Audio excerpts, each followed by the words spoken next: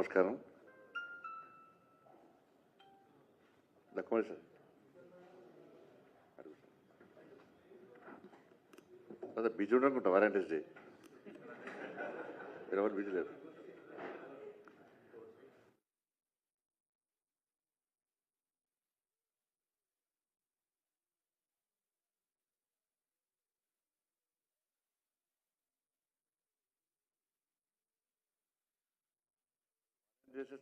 Volunteers day సందర్భంగా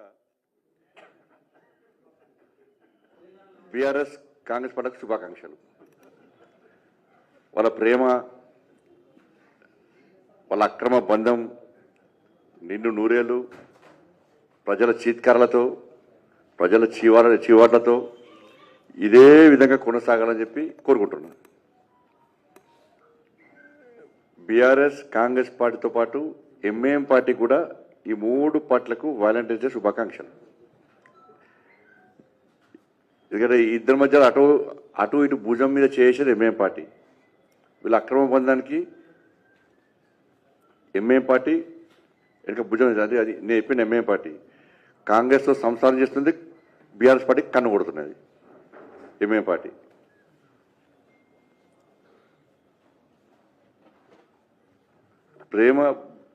ప్రేమ బంధం అంటే దానికి ఒక మంచి ఆలోచన, ఒక అర్థం ఉంటుంది దానికి. కానీ అక్రమ బంధం అనేది ఎప్పుడు ఉండదు, మధ్యలో నాశనం అయిపోతుంది అది. ప్రేమ బంధానికి అక్రమ బంధానికి తేడా తెలుసుకోవాలి మనం. కాబట్టి వీళ్ళ ముగ్గురిది అక్రమ బంధం.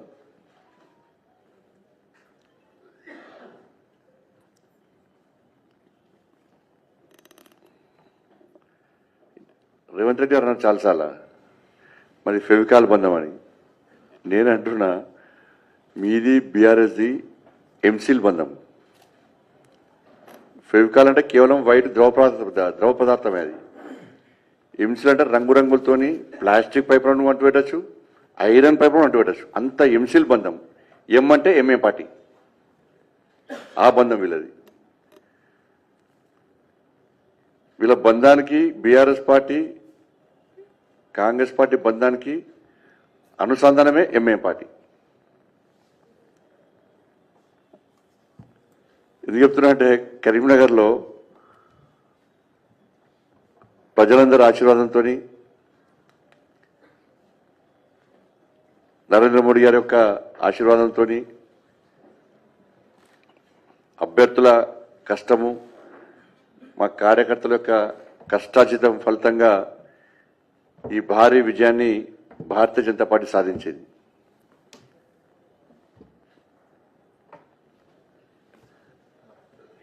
ఈ సందర్భంగా మమ్మల్ని ఆశీర్వదించినటువంటి కరీంనగర్ కార్పొరేషన్ ప్రజలకు, ప్రత్యక్షంగా పరోక్షంగా సహకరించినటువంటి అందరికి కూడా హృదయపూర్వక ధన్యవాదాలు తెలియజేస్తూ, కష్టపడి పనిచేసిన కార్యకర్తలకు, గెలిచిన అభ్యర్థులందరూ కూడా మరొక్కసారి హృదయపూర్వక శుభాకాంక్షలు తెలియజేస్తా ఉన్నాను, అభినందన తెలియజేస్తా ఉన్నాను. మేము కరీంనగర్లో ఒక లక్ష్యాన్ని ఎంచుకొని ఈ ఘన విజయాన్ని సాధించడం జరిగింది. మ్యాజిక్ ఫిగర్ దాటినాం ఆల్రెడీ మేము.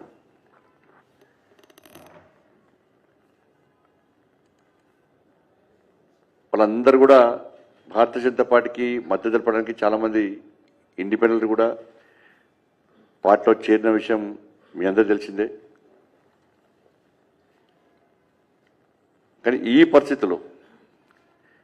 పరిస్థితిలో వాళ్ళు మొత్తం తిప్పి కొడితే 23 వాళ్ళవి. కాంగ్రెస్, బీఆర్ఎస్, ఎంఐఎం మాదేమో మ్యాజిక్ ఫిగర్ దాటింది మాది. ఈ టైంలో ఎట్టి బస్సులో భారతీయ జనతా పార్టీని మేయర్ కానివ్వద్దు అని చెప్పి ఈ మూడు పార్టీలు ఒకటైనాయి. మేము గతం నుంచి చెప్తూనే ఉన్నాం, బీఆర్ఎస్ కాంగ్రెస్ ఒక్కటే, ఈ రెండు పార్టీలు ఒక్కటే అని చెప్పి మొదటి నుంచి మేము ముత్తుకుంటూనే ఉన్నాం. ఇలా కరీంనగర్ వేదికగా ఈ బండారం బయటపడబోతున్నది. వీళ్ళ చిల్లర రాజకీయాలు, వీళ్ళ కుట్రలు, వీళ్ళ కుతంత్రాలన్నీ కూడా కరీంనగర్ వేదికగా బయటపడబోతున్నాయి. వీళ్ళ దిగజాడు రాజకీయాలు ప్రజలు గమనిస్తున్నారు. ఇలా బీఆర్ఎస్ పార్టీ, కాంగ్రెస్ పార్టీ, ఈ రెండు పార్టీల నాయకులు రహస్య చర్చలు కాదు, బహిరంగ చర్చ జరుపుకుంటున్నారు కరీంనగర్లో. బీఆర్ఎస్ పార్టీ సాక్షాత్తు ఎమ్మెల్యే ఏమంటుందంటే, నాకు రాష్ట్ర ముఖ్యమంత్రి గారు ఫోన్ చేసిర్రు, బీజేపీని అడ్డుకుందాం, మన కాంగ్రెస్తో కల్వాస్ వస్తుందని చెప్పి బహిరంగంగా చెప్పే పరిస్థితి వాళ్ళ కార్పొరేటర్లకు, గెలిచిన కార్పొరేటర్లకు. కాంగ్రెస్ పార్టీ నాయకులు మేము బీఆర్ఎస్తో మాట్లాడినాం, బీఆర్ఎస్ మాకు సపోర్ట్ ఇస్తున్నది, మళ్ళా దానికి కుట్టాడనే కాంగ్రెస్ పార్టీ మేరని వీళ్ళు అంటున్నారు, బీఆర్ఎస్ పార్టీకి మేరు ఇస్తారని వాళ్ళు అంటున్నారు. ఇందులో ఏమేం పాట చెప్తున్నది, మీరు ఇద్దరు ఉంటాడుకోకూరి మేయర్ మాకిరని వాళ్ళు అంటున్నారు. కాబట్టి వీళ్ళ యొక్క లాలూచితనం ఇవాళ కరీంనగర్ వేదికగా బహిర్గతమైంది. 3 పార్టీలు ఒకటన్నాయి. ఇలా ఎంఐఎం పార్టీ 8 సీట్ల నుంచి దాదాపు 3 సీట్లకు వచ్చింది. ఇలా బీఆర్ఎస్ కాంగ్రెస్ పార్టీ కలిసి కరీంనగర్లో మీరు ఏ విధంగా మేయర్ను సాధిస్తారో చెప్పాలి. మీకున్న సంఖ్య ఎంత, మీరు ఎట్లయితారు? ఎక్స్ అఫీషియో అన్నారు, ఎన్నికల కమిషన్ క్లారిటీ ఇచ్చింది. మా పార్టీ క్యాండిడేట్ కూడా ఫోన్ చేసి ఇన్ని లక్షలు ఇస్తాం, ఇన్ని కోట్లు ఇస్తాం, మీరు రండి అంటే ఛీ పో మీ బతుకు ఇంకా బతుకు బాగా మారదా, ఇదే బిచ్చ బతుకా మీద అని చెప్పి మా వాళ్ళు తిడుతున్నారు కాంగ్రెస్ వాళ్ళను. గీ బతుకా మీది, గీ ఎంగిలి బతుకా ఇంకా మీది, ఇంకా మారరా అని చెప్పి మా అభ్యర్థులు చీత్తు అని తిడుతున్నారు కాంగ్రెస్ వాళ్ళను. కానీ అయినా సిగ్గొస్తలేదు వాళ్ళకు. సిగ్గురు లేకుండా ఇంకా ఈ చిల్లర పాలిటిక్స్ ఇంకా చేస్తే ప్రయత్నం చేస్తున్నారు.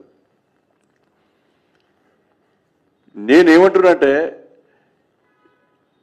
ఇది కరీంనగర్ స్థానికంగా నాయకులు తీసుకున్న నిర్ణయమా, బీఆర్ఎస్ పార్టీ అని కాంగ్రెస్ పార్టీ అని, లేదా కాంగ్రెస్ అధిష్టానం బీఆర్ఎస్ పార్టీ అధిష్టానం తీసుకున్న నిర్ణయమా?